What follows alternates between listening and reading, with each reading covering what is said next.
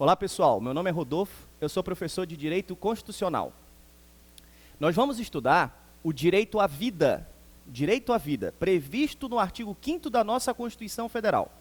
Os brasileiros e os estrangeiros residentes no país têm a inviolabilidade do direito à vida, à liberdade, à igualdade, à segurança e à propriedade. Vamos estudar o direito à vida. Viver é a coisa mais rara do mundo. A maioria das pessoas apenas existe. O que a gente vai entender dessa frase? O direito à vida é o direito de não ser morto, mas também é o direito a ter uma vida digna. Não adianta nada a pessoa viver se ela viver de forma indigna. Então, quando a Constituição protege o direito à vida, nós vamos ter o direito de não ser morto e o direito a uma vida digna.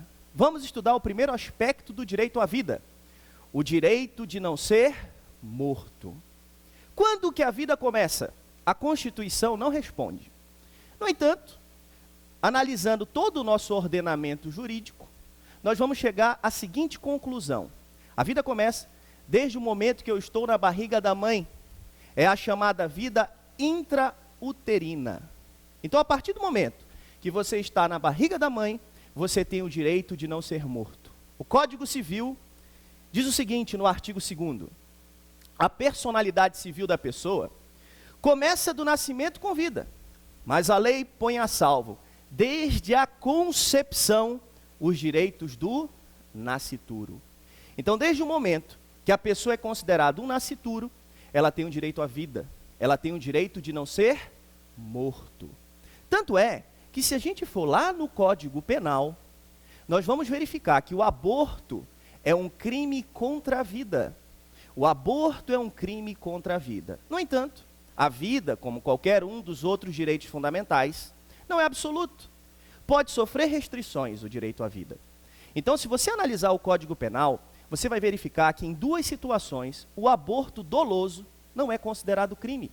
Se for para salvar a vida da mãe, é o chamado aborto necessário, ou no caso de estupro, é o chamado aborto sentimental ou humanitário. Nessas duas situações, então, o aborto, ele não é considerado uma conduta criminosa. Então, eu posso matar o nascituro e não é considerado crime. São essas duas situações que traz a nossa legislação, o nosso Código Penal. No entanto, o Supremo Tribunal Federal teve que analisar uma terceira situação. E se o bebê não tiver o cérebro? E se o bebê não tiver o cérebro? Ele tem o direito de nascer ou não? Questão polêmica. O Supremo Tribunal Federal julgou a DPF 54. E o ministro Marco Aurélio disse o seguinte, que o bebê sem cérebro, ele não vai ser considerado vida. Porque se a gente analisar a lei de órgãos, a vida ela termina quando ocorre a morte encefálica. A vida extrauterina começa a partir do momento da respiração. É feito a docimase hidrostática de Galeno, né? O teste do pulmãozinho. Agora, a vida termina quando ocorre o quê? A morte cerebral. Então, se cérebro não tem, vida não é. Então, o Supremo diz o seguinte, que o feto anencéfalo, se for feita a interrupção da gravidez, não é considerado crime, não existe crime. Feto anencéfalo, interrupção da gravidez, mulher, liberdade sexual e reprodutiva, saúde e dignidade, autodeterminação, direitos fundamentais. O crime não existe. Mostra-se inconstitucional a interpretação de considerar a morte do bebê sem cérebro conduta criminosa. Então, a vida é o direito de não ser morto. Eu tenho esse direito desde o momento que eu estou na barriga da mãe. No entanto, se eu matar o nascituro, no caso de estupro, ou para salvar a vida da mãe, ou se ele não tiver cérebro, não é considerado conduta criminosa. Mas existe a vida extrauterina. Eu protejo a vida desde a barriga da mãe. E quando nasce, tem proteção jurídica? Cuidado aqueles que são mais sensíveis.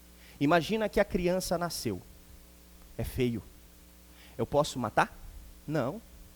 A vida extrauterina também tem proteção jurídica.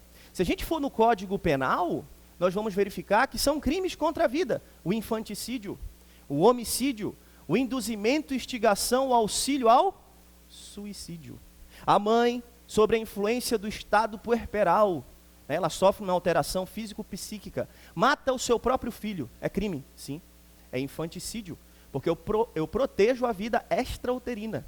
O homicídio também é considerado conduta criminosa, porque eu protejo a vida, a Constituição protege a vida, e toda a legislação está de acordo com a nossa Constituição. Induzir, instigar ou auxiliar o suicídio também é considerado conduta criminosa. Ah, mas a pessoa queria se matar, eu só dei uma força.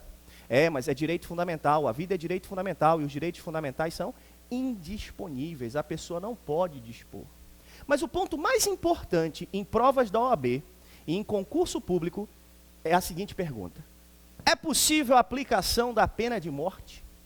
É possível a aplicação da pena de morte, já que eu tenho o direito de não ser morto? A gente vai ver o seguinte dispositivo da Constituição no artigo 5º. Não haverá penas de morte, salvo em caso de guerra declarada. O presidente declara guerra, com autorização, com consentimento do Congresso Nacional.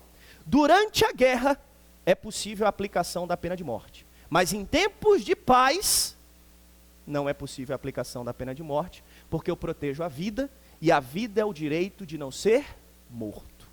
Vamos fazer uma questãozinha para praticar isso aí que foi estudado. Questão número 1, do CESP.